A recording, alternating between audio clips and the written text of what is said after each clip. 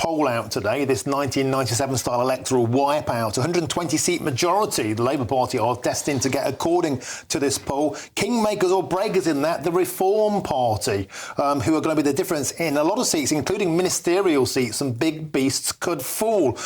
What do you make of Reform? What's your message to them? Well, my message to Reform is that I totally understand that they are picking up a lot of disillusioned Conservatives, people who feel that we haven't delivered for that radical reform that they voted for in 2019, and they also certainly voted for in 2016 in the general election. But if you look at that poll, in my own seat of Stoke-on-Trent North Kidsgrove and Talk, if you had the Conservative and Reform vote together, Labour will not get in. So the reality is that a vote for reform will allow a Labour MP, and my Labour opponent was tweeting on the day of the referendum that he's looking to London and praying to London to save him from Brexit, and he's meant to serve the people of Stoke-on-Trent, and was saying that he was happy to pay money into the EU. These are tweets that he literally put out there himself, which I think is quite astonishing. So for my simplicity is this: whilst I understand that Reform want to hold the Conservatives' feet to the fire, whilst I understand they want the Conservative Party to be the Conservative Party, I am a Conservative MP on the Conservative wing of the Conservative Party, and that Reform will take out MPs like me. They will leave the One Nation centrist globalists in play, and sadly I don't think they'll, and as the poll shows, they'll end up with 0 MPs themselves. So actually